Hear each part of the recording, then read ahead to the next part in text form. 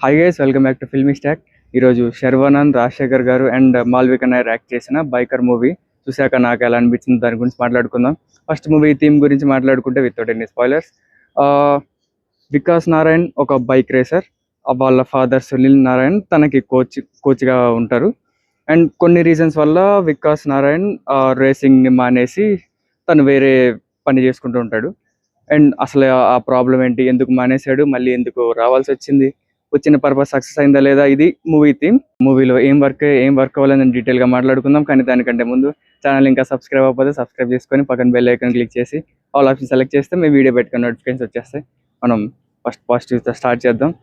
మూవీలో యాక్టర్స్ అందరూ వాళ్ళ రోల్స్ వాళ్ళు చాలా బాగా సెట్ అయ్యారు. రాజశేఖర్ గారు, మాల్విక నాయర్ అందరికంటే ఎక్కువగా శర్వా గారు, ఆయన ట్రాన్స్ఫర్మేషన్ కానీ నాన్ లీనియర్లో ఉంటుంది, ముందుకు వెనక్కి వెళ్తూ ఉంటుంది.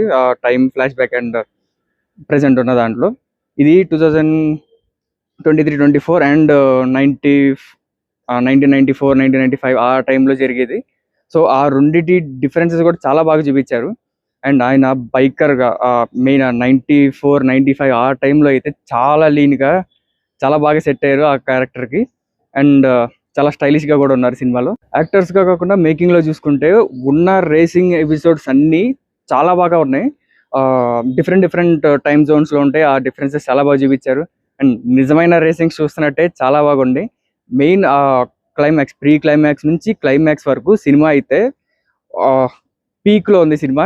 అక్కడ మ్యూజిక్ కూడా చాలా బాగుంది. అక్కడక్కడ కొంచెం F1 ఫ్లేవర్ కనిపిస్తుంది, కానీ సినిమా అయితే చాలా బాగుంది. ఆ టెన్షన్ అదంతా చాలా బాగా మెయింటైన్ చేశారు.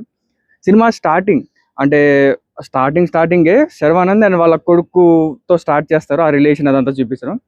ఆ ఎస్టాబ్లిష్మెంట్ చాలా బాగా తీసుకున్నారు. అలా స్లోగా వాళ్ళ లైఫ్ స్టైల్స్ అంతా చూపిస్తూ అండ్ స్లోగా ఫ్లాష్ బ్యాక్ వెళ్తారు. అక్కడ కూడా వాళ్ళు రైవలరీస్ కానీ బైకర్స్ మధ్యలో ఉండే రైవల్స్ ఇవన్నీ చాలా బాగా చూపించారు. అక్కడ వరకు అంటే ఫస్ట్ 30 to 40 minutes సినిమా చాలా బాగుంది. అండ్ ప్రీ క్లైమాక్స్ నుంచి క్లైమాక్స్ వరకు ఒక 20 minutes ఉంటుంది. అది అయితే అదిరిపోయింది. సినిమాలో పీక్లో ఉంది అది.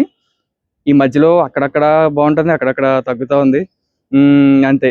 ఇప్పుడు మూవీలో వర్క్ ఆన్ ఎలిమెంట్స్ గురించి మాట్లాడుకుందాం. శర్వాకి వాళ్ళ కొడుక్కి ఆ రిలేషన్ చాలా బాగా ఎస్టాబ్లిష్ చేశారు.